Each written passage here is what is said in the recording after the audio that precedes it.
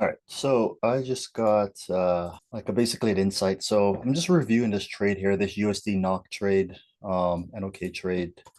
So now I'll go to the 4 hour, and the 4 hour is still bullish. Okay. So my thing was thinking that was, yeah, the 4 hour is still bullish because this is the whole entire structure. This is the higher low right here, the 4 hour. It's still bullish the whole entire time. And because it's still bullish the whole entire time, it's already having a pullback, right? Because this was like the proper daily pullback. You can see right there, it had a proper daily pullback, right? So when I looked at it after it had a like you can see the 4 hour, yeah, and then I'm already like, okay, the 4 hour already had a proper daily pullback. So being at this spot right now, then I can just look for an entry, right? To take it up to the take profit. And the 4 hour is still bullish. Okay. So now 4 hour is still bullish. So basically, this is in trend. So we just need some sort of accumulate. Oh, yeah, I did. Well, it's basically right here. Like it's right here. Like the accumulation was right, but this structure in general is just so weird. Like the 15-minute, like at this time was still bullish, right? So it's still bullish. So I'm like, okay, cool. That's fine. And then here we had a retest and then an engulfing right here. And then I just basically like jumped in like right here. So, and then yeah, stop loss below there.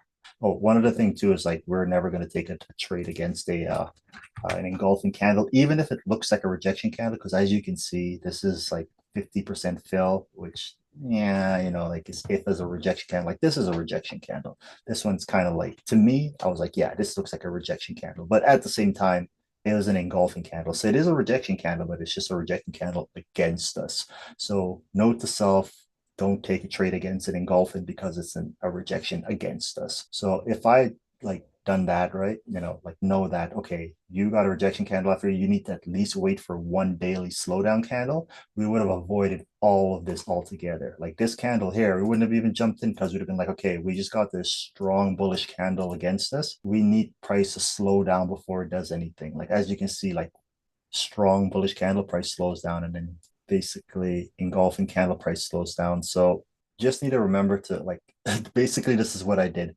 Price had this engulfing candle and then it just like I jumped in right here instead of waiting for this slowdown candle.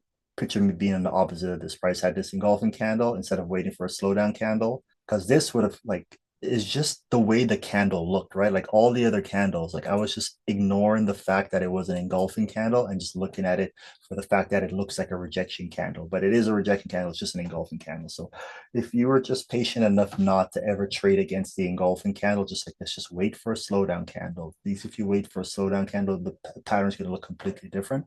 The 4 hour already bullish like that, and it looks like it's already you're already saying to yourself, you're like, oh, it's already got the pullback.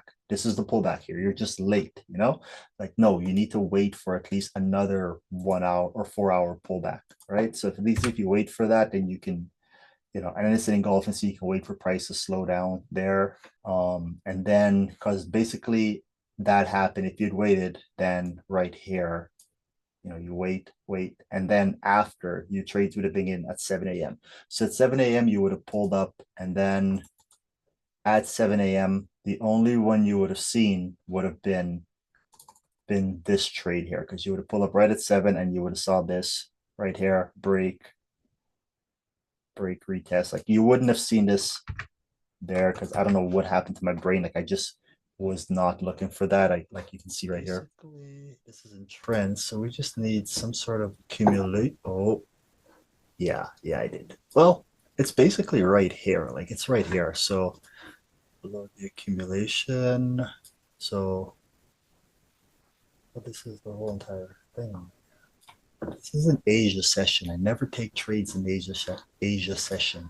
I think the other thing was too was just like I don't ever take trades in Asia session because it was at 8, but he was like, yeah, it's cool. Like you can take trades in Asia session, by the way, right? So just the fact that I heard that, like my brain kind of just created the scenario that it wanted to. It was like Asia session, you see a trade, like this is an opportunity, even though it wasn't a proper opportunity. It's just I kind of made it a proper opportunity. Definitely bearish or bullish. So it had its proper pullback. It definitely had its accumulation on the 15 at least. And then we had the retest, and this is definitely the engulfing signal on here. Okay, you know what?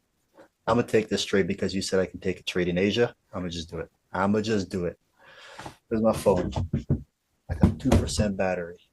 I'm already late on this trade. Okay, so basically when I was entering it on here, like added the stop loss and everything, it kind of like said that if I went like if I did what I was gonna do, if I lost, then it would definitely breach the account at 250 more than or around 250 loss. So I like canceled it. And all of this just kind of created so much problems because it was just like I didn't even breach the account. Like I got to like it was like a $246 breach, and then it says that I breached at 256 daily loss. Like this is the so I don't even understand. This looks properly, but yeah, like I said, if I just waited for that candle, like just waited after, on the daily, you have that engulfing candle against you, just you have to wait. Say we would have waited and we would have waited for at least a slowdown candle. So we know that it wouldn't happen on the 20th, on the 4th. It would have to happen on like the 5th. So if we don't see it there, then we're good. So wait for the slowdown candle, wait for that indecision sign of weakness, doji candle, whatever, to slow price down after an engulfing. But you need to make sure you wait for it on the daily because the daily is the one that it matters the most on. Well, the weekly is the one that it matters the most on, then the daily, then the 4 hours. So you need to be diligent and slow down when you're doing it and make sure if you see an engulfing candle, just chill out, wait for an indecision candle, that slowdown candle, and then you can take the trade after that. Yeah, we would have been like right here.